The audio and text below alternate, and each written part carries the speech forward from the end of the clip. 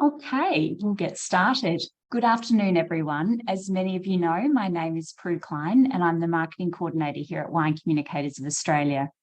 Today's webinar will be presented by Christian Campanella, sorry about that, Christian, HR, Communications and Sustainability Director at Pernod Ricard Winemakers. We'll be running this session a little different today in more of a panel style event. And our very own WCA Executive Officer, Andrew Stark, is also joining us. Welcome, Andrew. Thank you, Prue. Today, they'll be covering off on topics including transitioning into leadership, keeping teams motivated in a tough environment, and keeping a focus on health and well-being. We've allowed plenty of times for any questions you may have to be answered at the end of the session. However, feel free to send them through as they come to mind. You can do this via the Q&A button at the bottom of your screen. As usual, this webinar will be recorded and a link to the recording will be sent to you all post today, should you wish to watch the content again. It is now my pleasure to hand over to Christian and Andrew for today's panel discussion. Thanks, guys. Thanks, Prue. Thank you very much, Prue, and thank you very much, Christian, for giving your time today. Really do appreciate it. Now, I will start with a little bit of a personal plug for you because I am intrigued to learn a little bit about this. Recently voted or judged as HR Professional or HR Director of the Year. How does that happen? Tell me a little bit about that. Yeah, okay. So, yeah, that's a really good question. I don't know how it happens, to be honest. I get these emails telling me I've been nominated for something and then you sort of win it and then off you go. So I don't know what the secret is in terms of how you do it, but I'm very grateful that, that I get that recognition. So, and to be honest, look, it's a recognition for my team. It's my team that does everything and makes me look good. So thanks to them. Oh, look, I'm sure there's a little bit of false modesty there, but you've touched on a really important topic, and it's the one that segues nicely into what we're talking about today, and that's about teams. So for a lot of people on the call, it's their own business. They've started it. It's their name on the bottle. Yep. But as businesses grow, you have to transition out of being the technical person and the person who does everything to empowering and entrusting others with some of that responsibility, but especially when it's your own business and especially when also you've come through a long career as a technician, be that as a winemaker or perhaps a marketer or a salesperson. At some point, you have to stop being that technician and start being a leader. What advice do you give to people? Because I'm sure at Pernod Ricard, you see that all the time when people come through a technical pathway, but then have to stop being the technician and empower others. How do you help people manage through that? Yeah, look, firstly, I would say it's super tough, because particularly when it's your own business, you've got that skin in the game. It's your baby, and to be able to let go a little bit and allow someone else to take that on for you is a massive step, and psychologically it's a big step as well. So I think it's slightly different when you're in a multinational like us in that sense. But look, what I would say is it really comes down to having a very clear vision as to, well, what are you trying to achieve with your business? Yeah. And what are your strengths and what's the role that you're going to play in actually achieving whatever that direction is for your business? So, you need to surround yourself with, firstly, people that you trust, and people that I guess, have those skill sets that you believe are going to be necessary in order for them to do whatever it is that you need them to do. And then, look, there's going to have to be some conscious effort on your own part in order to say, okay, I'm no longer doing X, Y, and Z in the business. I've brought someone else in to do that for me. I can give them very clear expectations as to what I want done and to some extent how I want that done. But then you have to empower that person and give that person the ability to actually then go and do it. And ultimately, that's then going to give you the time to spend on the things that you need to spend on. So, it's in your best interest in terms of your organization, if you want to grow it, in order to make sure you're setting it up in a way for success. So I think, empowerment, trusted people with the right skill sets, and being very clear on who needs to do what. I think they're the keys for me. All right. No, that's brilliant. Thank you. And I want to dive into something you said, at the start, and then reinforce that word trust. So as a leader, how do you find is the best way to help people earn your trust? Because trust isn't a given, it has to be earned. But is it an incremental process, or do you let people sink or swim and then throw them a lifeline if they sink? How do you find, is there a one size fits all, or is it very much, it depends on the individual and the circumstance? But as a leader, how do I allow people to build my trust and gain my trust? Yeah, it's an interesting question, because when I recruit somebody into the business, I'm very clear, firstly, in terms of what I need that person to do, and secondly, I recruit with a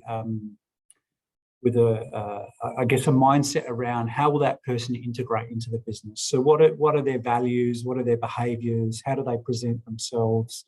Those sorts of things. Firstly, to make sure that they're going to fit, and that's really important.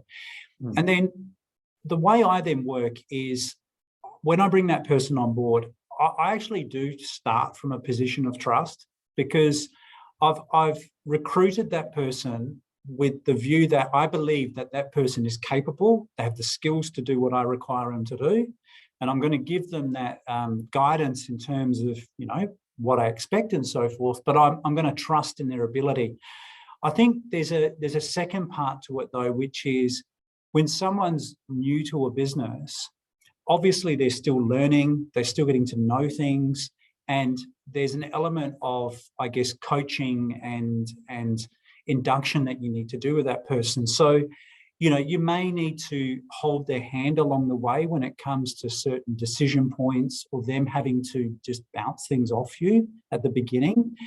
So I don't necessarily call it a matter of I don't trust the person. It's just that, it's managing risk, and you need to guide that person and help that person get into the role and understand the business so that they can make good decisions. And then over time, the amount of, I guess, contact that I need to have with that person will diminish over time, so that they can take greater responsibility around their own decision making. So I'm sort of a camp which is I'll trust that person when I bring them in, and it's more of a case of, well, you can break the trust, and that for me is a totally different situation, and can get quite complicated, actually. All right. Well, we will get to that in a sec, because I'm really keen on understanding how you handle those dynamics. But I want to build in just to really reinforce what you've just said around setting expectations up front and being really clear in the communication. Did there certain skills or toolkits or just things that people can take away to help them improve in that area? Yeah, look, I don't think there's like a special formula or a special tool or something like that. What I would say is, it's as simple as saying, if a person has been brought into your business to perform an activity, are we crystal clear as to what that person's job description is? So it does help to have a written job description that details out, this is the expectations of the role, this is what good looks like when it comes to that role, and what the person's accountable for, responsible for, etc. And then the biggest piece for me is having very, very clear lines of communication. So you are very clear up front with that person as to your expectations. If there is something that is not aligned to what you expect, that you do address those points, as and when it's needed. You don't sit there and bottle them all up and then fire a big gun at somebody, so to speak. You deal with it as you go. And then, I like to do what I call constructive leadership. And constructive leadership is really about, how do I lead you in a way which enables you to thrive and to be your best? So how do I take more of a learning mindset to the way in which I give a person feedback? It's not about telling people off. It's actually about helping them to become better. And what do I need to do to either make things clearer or to help you in order to perform to the expectation that I've got, right? And it's just a different entry point rather than going into the big stick and hitting someone in the head with it. Because ultimately over time, that will have a negative impact in terms of both the relationship, but also around that person, I guess, having the psychological safety and the trust, in you as your boss, that you're going to look after them, treat them right, and give them the right support that they need to do what they need to do. Yeah. That's a really interesting point around that constructive leadership. Obviously without breaching confidentiality, have you got an example of where you've done that recently, where you've seen it done really well recently, just to bring it to life for people who are thinking, sounds good, Yeah. but I don't really know what that looks like in practice? Yeah, for sure. We actually had a very, very big piece of work that we did about 5 years ago now, and it was working with a company called Human Synergistics. I actually did a talk at one of their conferences. It's on YouTube if you Google it. And what it was about was, it was our Australian operations out in the Barossa, where we were finding culturally, over many, many years, the culture on that site had been developed through a command and control type style, like a power style, right? Yep. And what you find is, if you're a leader who's operating in a controlling power sort of disciplinary type approach, the converse action that has is that the employees in that business will become passive, and they basically will hide, okay? Because if you stick your head up, your head gets hit with a stick, right? Yeah. So when you look at that in an operations environment, you're talking about things like quality, safety, continuous improvement, all those sorts of activities. If you've got an environment where people are afraid to speak up, then how do you expect to have an environment where we're continuously improving around, those sort of quality, safety type metrics? So we worked with Human Synergistics over a couple of years, and it was about, how do we firstly create awareness amongst our leaders in terms of what is the impact that their leadership style is having on their teams?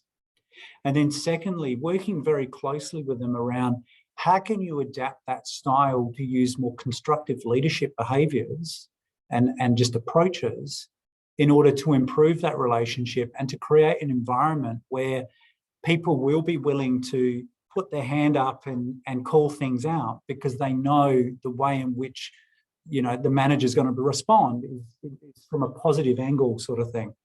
So, it's not an easy thing to change, and it requires a lot of conscious effort, but it can be done, and there are tools like the Human Synergistics tools, which are quite great for doing that. All right, that's really interesting.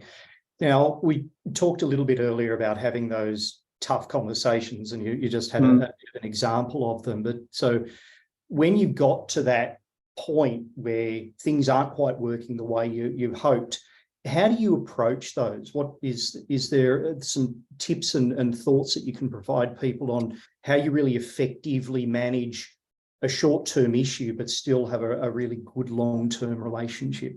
Yeah, definitely. So I think first and foremost, you need to be giving that person feedback along the way. So if there is something that is not to standard or to your expectation, then you need to be having those conversations immediately and to clarify where the issue is, what you expect to be done differently. Okay, so I think that's the, let's just call that the informal aspect of performance management. I think if you're finding that, the behavior or the performance is not improving, then, I'd be going down the pathway of what I call a performance improvement plan. So this is actually where you sit down with the individual, you put in writing what exactly are the areas that person is not performing in. You agree with that person again, and you put this in writing. What do they need to do differently, and what might you need to do in order to support that person? Yeah. Because there may be a developmental gap or something in there that might require a little bit of your time or effort, and also then making that time bound. So, you know, giving a time frame. It might be, we're going to sit down every week to review this formally and to make sure that, you know, the performance level is improving, or at least getting to the standard that I expect, right? Yeah. And if, for instance, you do that for a period of time, it might be, you know, 1 month, it might be 2 months, it's up to you to decide. That's then where you start getting into, you know, disciplinary action, and could ultimately lead to that person leaving the business, you know, in the worst case scenario. But, you know, I've seen many examples of where somebody's had poor performance for, you know, years, right? And then suddenly the manager goes, I've had enough. I want this person to leave. That's it, no more. And unfortunately, if that person hasn't actually followed some steps in that period of time as a manager, you're literally starting from day zero in terms of performance management. And you're probably going to have to put up with that person for another 3 or 6 months. Yeah. So that's why, you know, I always say to managers, manage as you go. Do not build things up for months on end.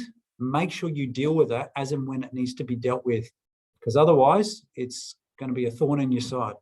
Yeah. Or a potential unfair dismissal case, one of those. Well, that's the other thing, if you don't deal with it properly as well. Yeah.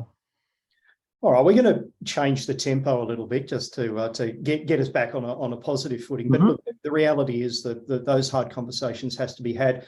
And actually, before we jump off, I will reflect on something you said, because it's a really interesting thing for me that I don't always see done well, is the point you made about it being a joint program. Yes. A lot of personal improvement, or, you know, whatever language you want to use, where it's, you will do this, but the idea of saying, what can I do to help you on that journey is a really important point to make. And I think that's an area that maybe gets forgotten about quite a bit sometimes in these instances. But I'm going to change tack a little bit now and talk about something that I know you're really passionate about, Christian, is around diversity and inclusion. Now, there's a little bit of cynicism in some parts, thankfully not very many, but I know sometimes it can be seen as being a bit woke, or, you know, it's political correctness. But there's some really strong research to suggest that a diverse workplace yields better decisions, it yields better financial performance, and it just makes businesses better. Is that right? Can you share some examples of where you've seen an active diversity program actually improve a business's performance, and why? Yeah, no, definitely. And look, you know, I think first and foremost, it's how you frame, you know, the topic. If you want to frame it as something which is, you know, oh, it's the right thing to do, or everybody's doing it, I need to get on that bandwagon, all this sort of stuff, right? Then you're probably walking down the wrong path. It's exactly like what you've just explained. It needs to be a business reason. It needs to be a strategic reason. And ultimately, if you want your business to grow, then this is actually a way of really developing a high-performing organisation. So there's a lot of research out there that talks to this. There was one that I was reading the other day. It was, I think it was Forbes, and they were basically saying the research that they've done is showing that by having diverse teams, the performance improvement goes up by about 60%. And I was measuring that you make better decisions 87% of the time, right? So, you know, I don't know the methodology that sits under those stats, but I've seen a lot of data that points in similar directions. You know, and the question that I would pose to any business leader or owner of a business is, why would you not want to do that when it's going to result in your business performing better and you making better decisions as an organisation? Because at the end of the day, you want to grow your business, you want to be more productive, you want to make more money. It's a business decision, you know what I mean? So I think if you look at it with that lens, suddenly you're going to get a lot of, you know, managers, CEOs, etc., with their ears prick up and say, oh, so this is going to help me grow my business. Now I'm listening to you. And then you can get into all the other arguments that sit around that. You know, and probably the last thing I would say as well particularly around the gender diversity side of things, is don't you want to reflect more your consumer base? So, you know, we know the role that women play as consumers in wine. And also, if you look at it from a nationality point of view, if you want to do business in places like India, you know, hopefully China will open up again for Australia, or, you know, other countries around the world, wouldn't it be great to have some people in your team that actually understand those cultures intimately? You know, so it's a funny one when people go on about it, you know, it's a bit of a woke sort of topic and all this sort of stuff. And I just sit there and go, no, it's not. It's actually about business performance. Yep. And I've never seen a research paper that contradicts that. But so if I'm a business leader and I go, okay, Christian, you win, I'm in, I'm going to be diverse and inclusive. What does that practically mean? What are the things that I can do to not just make it a box ticking exercise, but actually improve my business? What are the things that I should be looking for? How does, if I'm a small business owner, what does diversity actually look like for me? And how do I actively go about ensuring it? Yeah, look, and I appreciate it's a hard one, because if you're a small business where there might only be, you know, 2 or 3 of you in the business and that's it. Obviously, you know, if you do have opportunities where roles become vacant, that you can then open your eyes a little bit more around, you know, diverse candidate pipelines and things like that, or talent pipelines.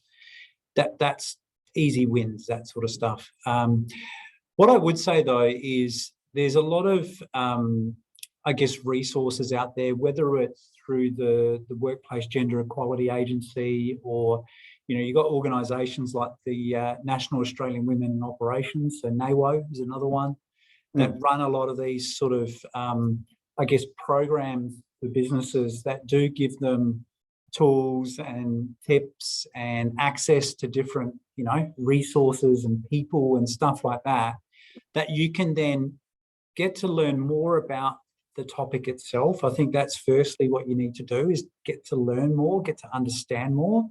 And then what you can do is then stand back and say, okay, well, what does that then mean for my business? What can I practically do within my business?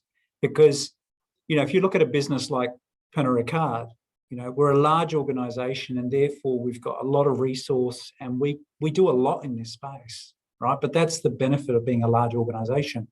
But conversely, if you're a smaller, you know, individual organisation, it's a little bit different, you know what I mean? So I think it's a bit of horses for courses. But yeah, some of those sort of institutions they love when you contact them and ask them, how can I do this, or how can you help me? Because that's why they exist. They're there to do that. So I would reach out to those types of organisations. Yep. No, really good advice. And one thing we might do post this is circulate or make available a list of some of those organisations, so that people can't, so people can actually reach out to them. And I see we're getting a few comments around them as well. So we'll share post this webinar as well. So no, thank you. It's a really good point. So going to move up a couple of levels now and talk about the macroeconomic conditions, because, you know, there's no avoiding it, no hiding from it, that we've got cost of living and inflation on one side of things, but probably that conversely results in value-seeking behaviour from consumers. So their ability as an industry, and this is across multiple categories, by the way, it's certainly not a wine-specific phenomenon, but balancing those cost of living pressures, which, you know, potentially have an upward pressure on wages, with the need to still have a really great value proposition on the shelf. So you're in charge of the HR team, or you're in charge of your own business. What are the things that businesses can do to balance those competing pressures and to stay competitive, but at the same time make sure that, you know, that their team can afford to live? Yeah, look, it's a really tough one, this one, because I think, you know, everybody would know when you work in wine, the margin erosion that's going on at the moment due to inflationary pressure is intense. We're a very price elastic product. If you put our price up by $1, for instance, suddenly your volume will drop exponentially. So it's tough for us to put prices up to manage all this inflationary pressure, because the inflation is not only affecting our employees, but it's affecting the business as well. So I think the first thing that you need to do is be quite open and honest, with your staff around the fact that just like they are going through that inflationary complication right now, so are we as a business, and it is squeezing things, right? So I think that's the first point. I think the other one thing that I find interesting, we had the minimum wage decision the other week, which was 5.75%, and that was following, I think it was 5.2, I think it was last year, percent. So they were two massive minimum wage increases. But what we're finding, though, when you speak to companies like Mercer, for example, who do a lot of market intelligence around remuneration and what companies are planning to do and all this sort of stuff, what we're finding is they tend to sit somewhere around that 3 to 3.5% is basically what they're saying organisations are going to be probably doing, right? So I think it's one of those things where there will be, I guess, less spending power for people as a result of those sorts of decisions. When you got inflation sitting at 6-7 odd percent, and you're only getting 3 or 3.5% wage increases. But I guess what I would say, though, is you can only operate within your means as an organisation. And secondly, you're probably not going to be alone based on what the data is telling us that other organisations are doing. So I think by no means is it a case of where you anchor wage increases to inflation, for example. You cannot do that. And what I would say is I was actually, just before this call, I just went online just to have a look at what's the inflation or the CPI been on an annual basis every year for the last 10 years.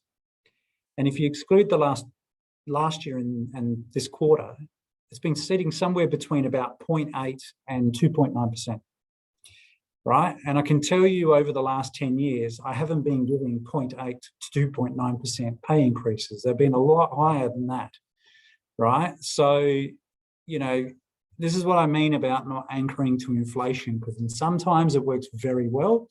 I can tell you when it was 0.8%, I was probably giving 2.5%, 3% odd increases. And conversely, now we're sitting around 6-7%. Okay, it's going to be the other way around. So you can't have your cake and eat it too, sort of thing. I think this is how, we need to make sure that we're being open and honest with people around what we can and can't do, what we can and can't afford. And, just to give you a bit of comfort, you're not going to be alone in that situation.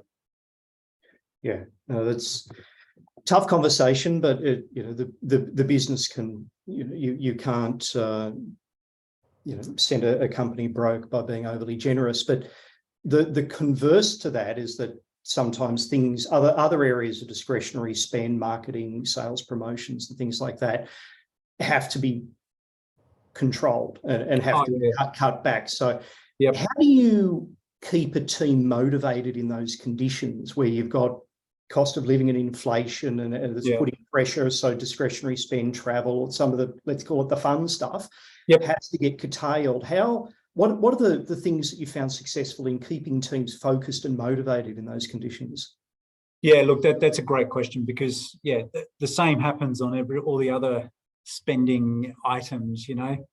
Inflation goes up by and sometimes 20 odd percent for some of the things that we're using, but you don't get that much more in terms of money to spend. So everything has to shrink. What I would say is, again, it's about being clear in terms of what do we prioritize, what do we deprioritize, the rationale as to why we're doing what we're doing, so people are clear and they understand that. And The other thing is as well is, you talk about the fun stuff, right? You can still have what we call moments of conviviality that don't cost the earth. You know what I mean? It might be literally like just getting the team together, going buying some cheese down at Woolworths and grabbing one of your bottles of wine out of the fridge, and you're all just sitting around on a, I was going to say Friday afternoon, but it's Thursday afternoon is the new Friday. And, having those sort of moments, you know what I mean? You don't have to do extravagant type stuff. And again, I find most people are sensible and they get it. They understand that, like an individual, a company needs to, act within its means. We've got the same pressures, and as long as you're clear about that, I think that's fine. The one thing I will say though is, remember, it starts from the top. So you can't have a situation where you've got your leadership team that are going off and doing all this flashy stuff and going off for lunches and dinners and God knows what, and then you're expecting the rest of the business to do something different.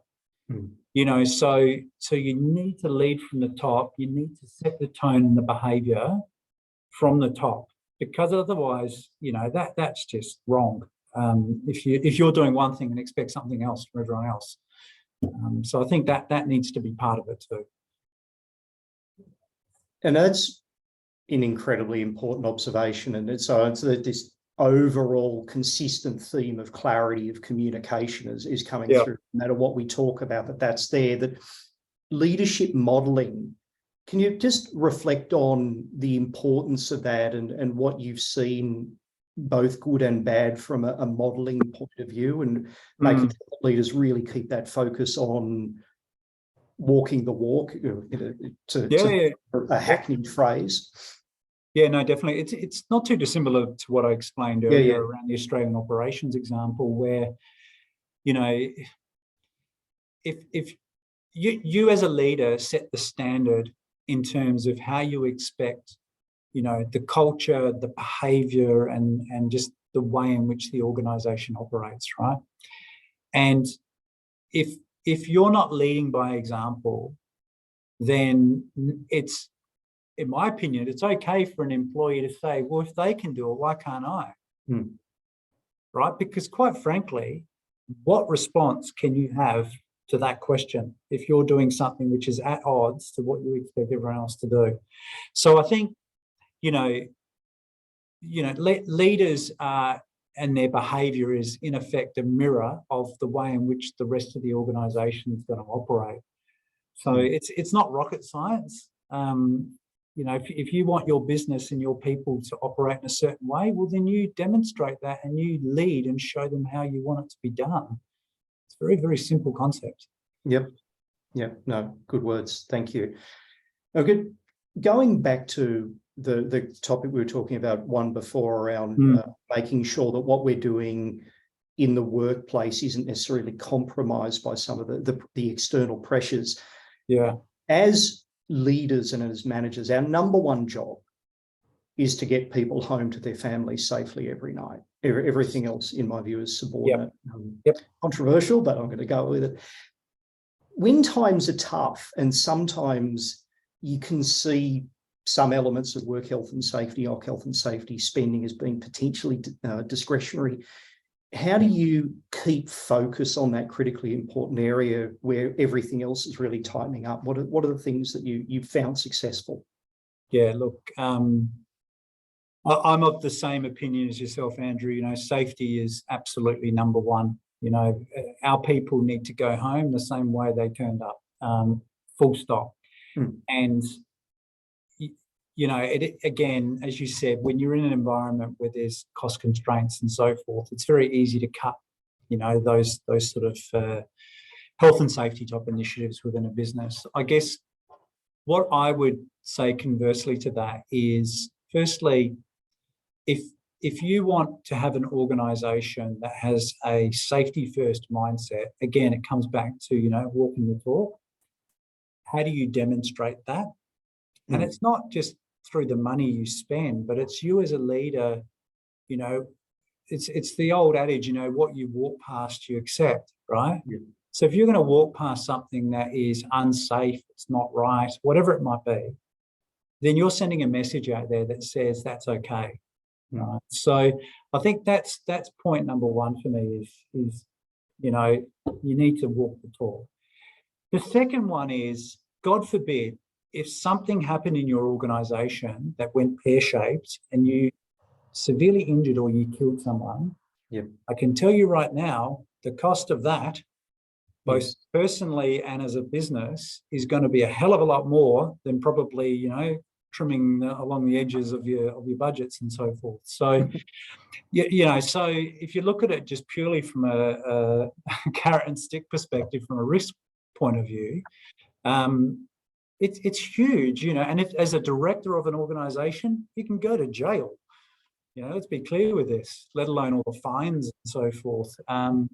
So, you know, my view is, you know, safety is number one. We need to look after our people.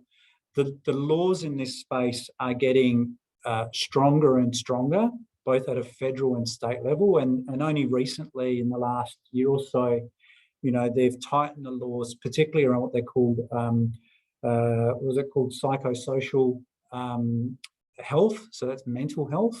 Yep. And the fact that this is now being captured under our duty of care more explicitly, because it was a little bit loose in the past, to be honest. So it's more explicit around mental health and the obligations that we have around not only a person's physical safety, but mental safety in the workplace, you know. And I think we saw that particularly over recent years with COVID and, you know, the stresses that brought, you know, to people, and then how that manifested in the workplace. You know, that's a real issue. You know, mental health is a massive issue that we need to take seriously as organisations. All right. Well, let's spend a little bit more time on that, because I know that there are a couple of people in the audience that want to drill into that, and yep. We're always going to cover this one off because it's so critically important. And you're exactly right that in a hybrid work environment, or where it's sort of a whatever post-COVID normal is, that network and that support, but also the ability to see when people are starting to have problems, is reduced. Yeah. So first of all, two parts to the question. First of all, you talked about the legislative changes that recognise it. As a leader, what do I now need to be aware of and I don't want to say legislative, because this is about doing the right thing by our people. Yeah. Certainly there is an element of compliance to this that we have to be alive to. But more importantly, in any circumstances, but more explicitly within this sort of new normal hybrid that we've got, what do I need to be looking out for? What are the things that I, as a leader, need to be alive to be proactive in supporting my team's mental health? Yeah. So I think first and foremost, the simplest message that I'd have from a legal perspective is you have a duty of care as a manager. All right. There's volumes of legal stuff that you can read, but it's as simple as that. You have a duty of care.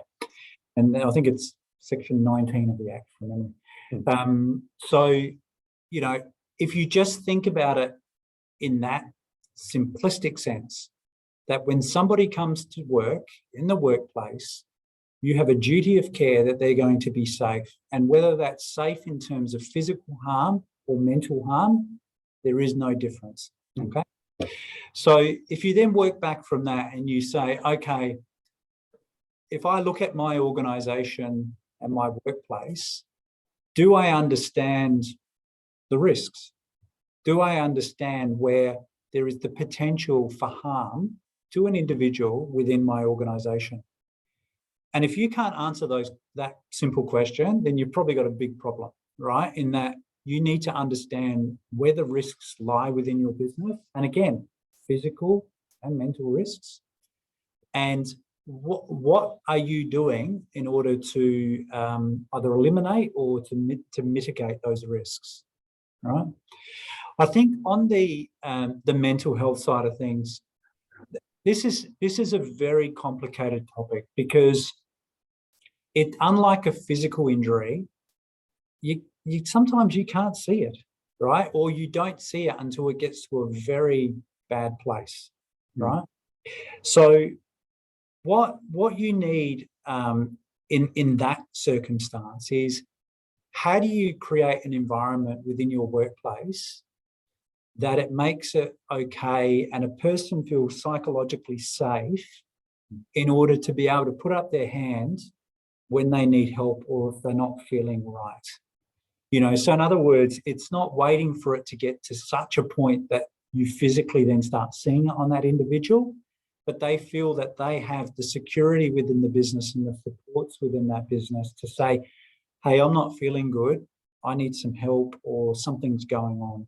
You know, and again, there are plenty of organisations out there, like Black Dog Institute's one example, you know, even through organisations like Lifeline, these sort of places where, you know, there's a lot of resources they can provide. You can tap into things like webinars, you know, these sort of, I guess, events that allow you to raise awareness. Even simple things like, you know, you've got Are You OK a day every year, right? You can go on their website, you can download a whole pile of assets and tools, and you can activate that within your workplace.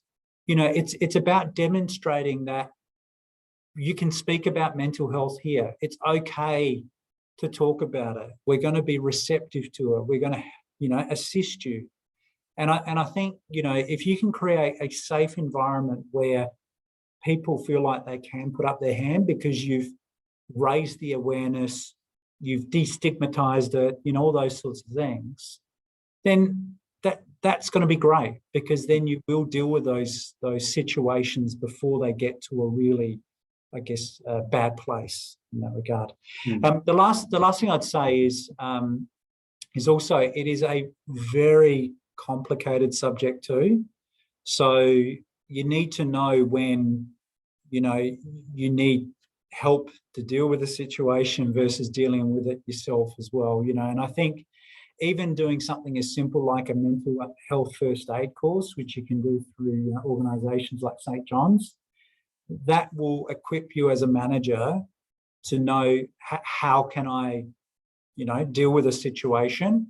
And then secondly, where do I go when it's beyond my capability? Yeah. You know, where are the different resources and people that you can draw upon?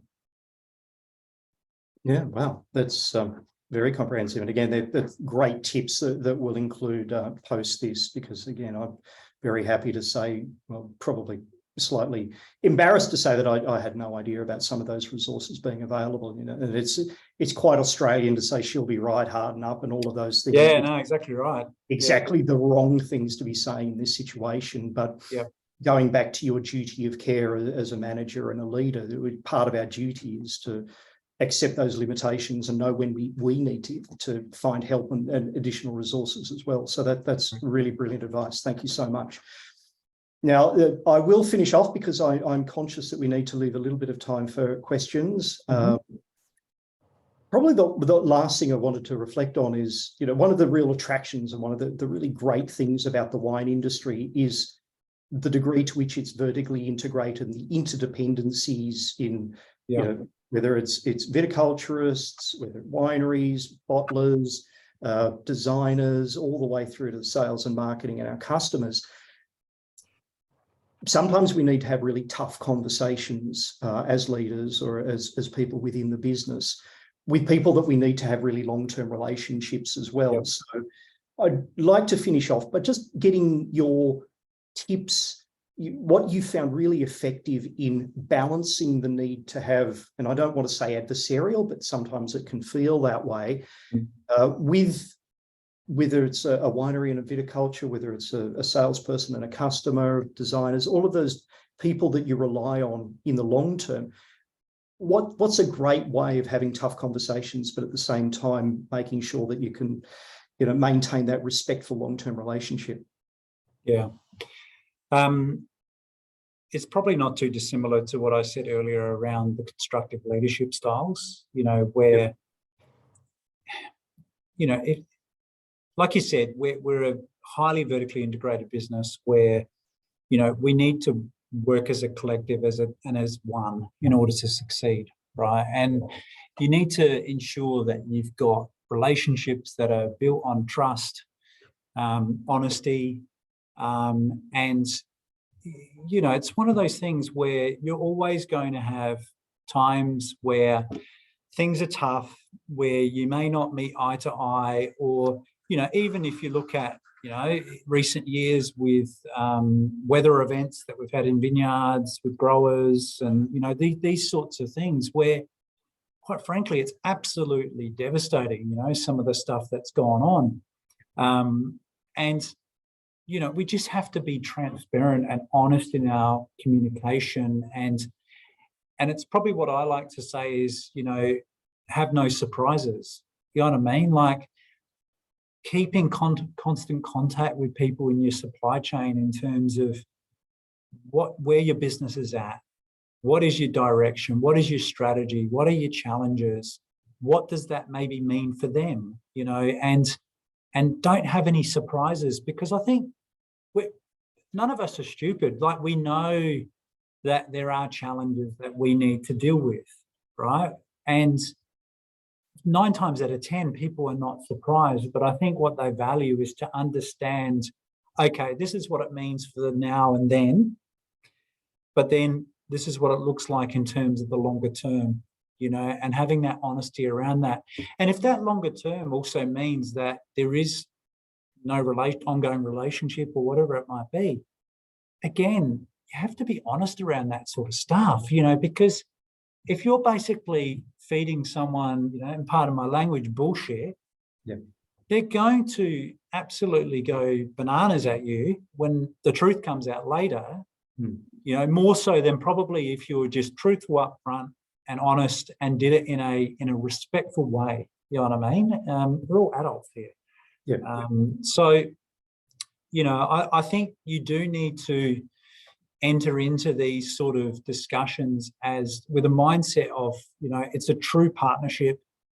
We're in this together, and there's going to be the highs and there's going to be the lows, and that's life. You know what I mean? And let's treat each other with respect. Yep. No, that honesty and communication, really important themes. All right, Christian, I'm going to wrap it up there, unless there is any more that you wanted to touch on. We do have some questions coming through that I want to make sure we can get to, but certainly thank you. Unbelievably good insights across a really diverse range of topics, so really appreciate your time. One question was, when we were talking about, speaking of diversity, you referenced a national organisation that can help people with that sort of diversity questions and the toolkit. What was the name of that national organisation? Yeah, so it's a government sort of, actually it's not government, it's a legislated body. It's called the Workplace Gender Equality Agency, so WGEA. If you just Google WGEA, their mandate under the legislation is to basically promote gender diversity in organisations. Right. So if you're an organisation that has 100 or more staff, you have a legal obligation to report every year to the WGEA. And you report on things like your gender composition at different levels within your organisation. You have to report on gender pay gap at those levels. And there's also a series of different questions you have to answer, which more so link to things like policy and, like how many weeks of paid maternity or paternity leave do you give, this sort of stuff. So it's a fantastic organisation in that they have a wealth of information around what organisations are doing. But secondly, though, they have a lot of toolkits and a lot of resource where, you can go online and work your way through it, or you can call them. Absolutely fantastic organisation to deal with. So if it's something where you really have no idea what to do or where to start, I would start with them, because they're really good.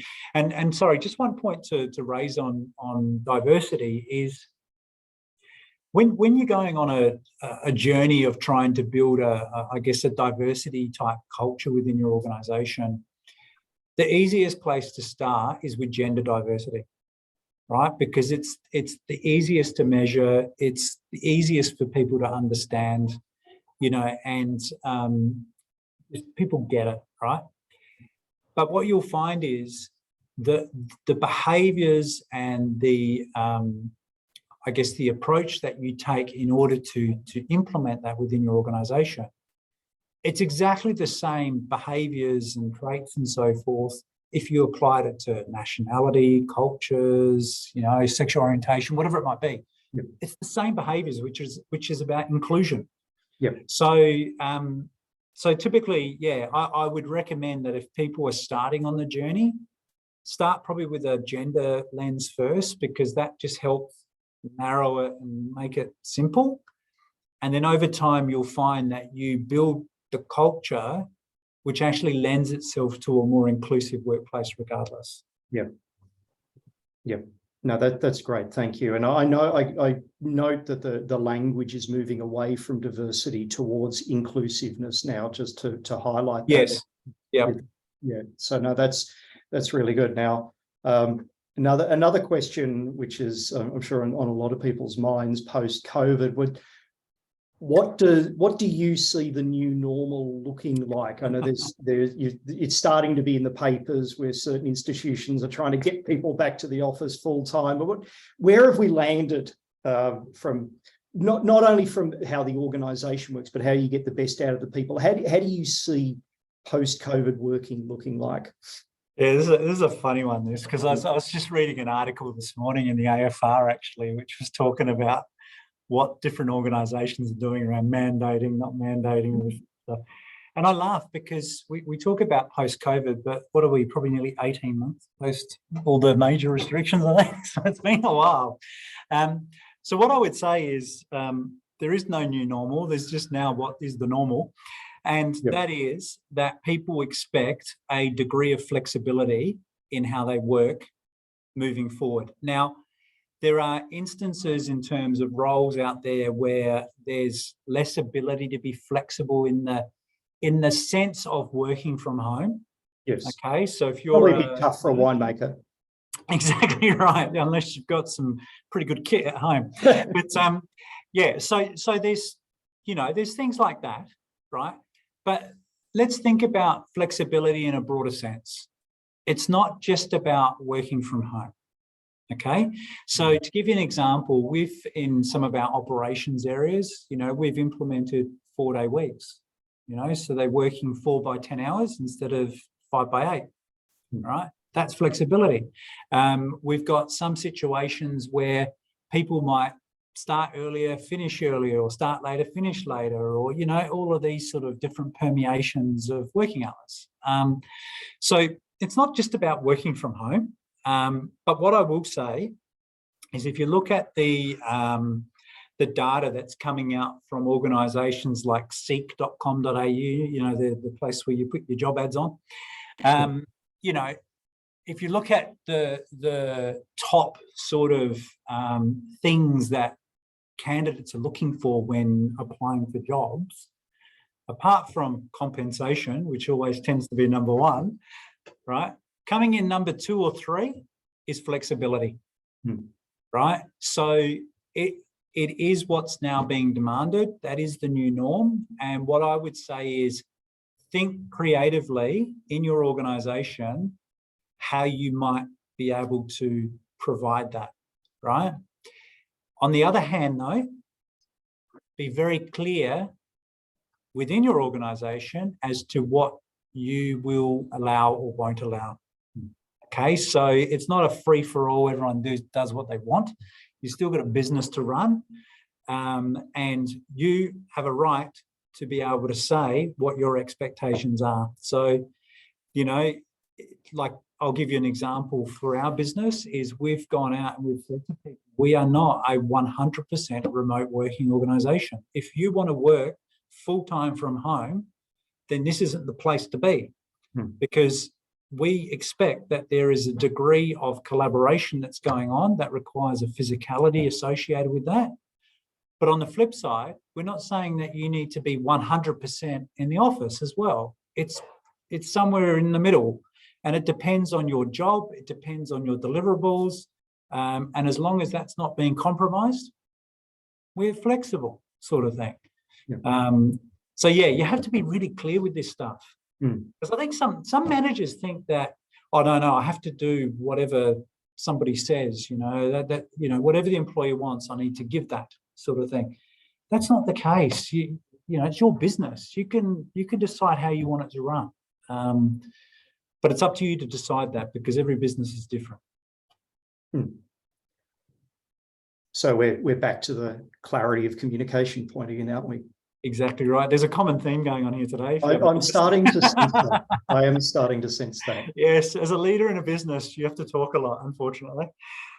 So well, and today has been incredibly instructional around some of the right and some of the wrong things to say as well. And I was going to say I apologise, but I don't apologise that some of what we talked about as to how to handle tough situations, because frankly, when everything's going really, really well, some of this ticks away in the background. But it's when things are a little bit tougher, a little bit challenging, when all of the stuff that you've talked about today, Christian, becomes so critically important, except for work health and safety, which is important 100% of the time. Yeah. Look, Prue, I don't know, I can't see any additional questions. I think, Christian, in the spirit of being clear, you have been incredibly clear. So it's probably thank you. Self-evident, and without wishing to be too obsequious, you're starting to realise why you did win that HR award. Your insights are incredible. But Prue, if there are no more questions, I might hand back to you and to say thank you so much for your time and your insights. Thank you. Absolutely. Wonderful. And yet reiterating what Andrew said, Christian, it's so great to be having these conversations as an industry. I think I've said before this call that, a lot of the conversations are around how we can sell some more wine, or where we should export to, or, how to create this amazing cellar doors. But the people within our business is our most valued resource. And I think hopefully there'll be some great conversations within wine businesses across Australia following today's webinar. So thank you. And a special thank you to you, Andrew, as well, for leading those conversations and discussion. It was great to have you with us today. Our next webinar. Enjoyed listening to Christian. Thank you. For everyone online, just a reminder, our next webinar will be held on Tuesday, 11th of July, and that will be presented by the team at Shopify. So moving a little bit more towards that D2C focus. Registrations will be opening on our website very soon, so watch this space.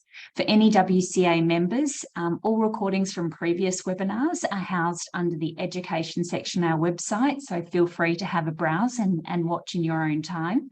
And lastly, if there's any subjects, topics you would like to see us cover in the WCA webinar program, please don't hesitate to email me at wca@winecommunicators.com.au. Thanks again, everyone, and enjoy the rest of your day. Thank you. Goodbye. Thank you.